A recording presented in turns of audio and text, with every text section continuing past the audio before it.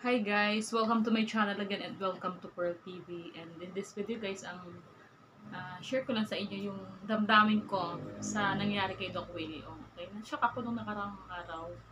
Chinat ko nga kagad sa sister ko. Sabi ko, si Doc Willie pala may cancer. At yung sakit na yun guys ay sarcoma. It's a kind of cancer daw na hindi pa masyadong napag-aralan kasi nga konti pa lang yung patient, okay? Tapos kaya ito nga guys, na ano ko dito sa video na to, oh. Yan. Look at my legs. It's eating edema.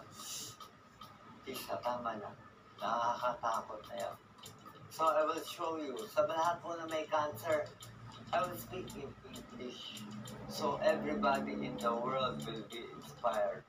Yes, If you have cancer, you have to fight. I have one of the best doctors this morning. I am not saying they are the best, we are not the best, or Philippines is the best. It does not matter.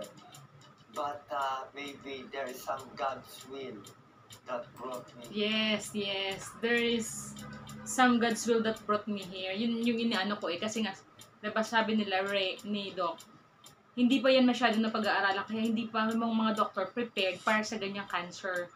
Okay? So, sabi ko, it's siguro, para sa mga content creator na mabigyan ng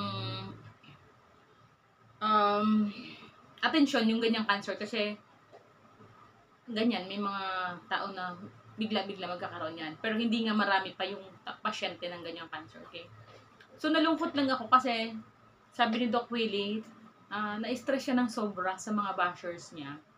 Kasi sinasabi daw ng mga bashers na ginagamit niya lang yung mga mahihirap na Pilipino. Parang sabi ni Doc Willie, so masakit.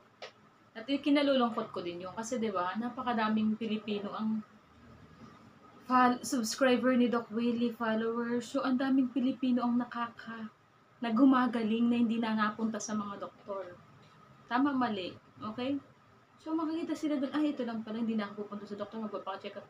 Hindi na sila nagiging masyadong worried, di ba? Kasi nga, napanood na nila kay Doc Willie na ito man yung mga gagawin. From the doctor, free na, di ba you guys? Free of charge na yung pag-share ni Doc Willie ng kanyang mga reseta. Minsan, reseta talaga siya dyan. Yung mga sinasabi niya na yung mga pwede naman sa counter, di ba? So, nalungkot ako guys. Kasi si Doc Willie, nakita ko na din talaga sila sa personal ni Doc Lisa dyan sa ABS-CBN. Salamat Doc. Way back 2016. Ako, si Mr. ko, si mother-in-law ko, yung katuwang ko dito dati. Kasi gusto namin magpa-check up. Sama-sama kami pumunta dun sa ABS-CBN ground. So, salamat Doc. Andun sila. Si Doc Lisa nga, chinek yung tummy ko.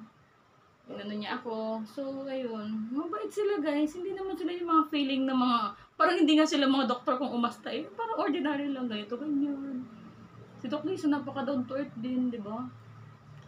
Kaya, natatawa din ako dun sa mga taong binabash pa si Doc Willie. Kasi, you know guys, may kaya naman sila Doc Willie. Si doktor sila, di ba?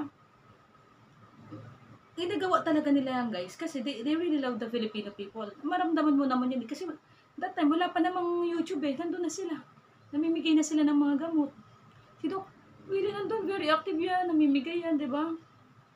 Kung sabihin naman natin na pumasok sa politics si Doc Willie, it's because he really care about Filipino people.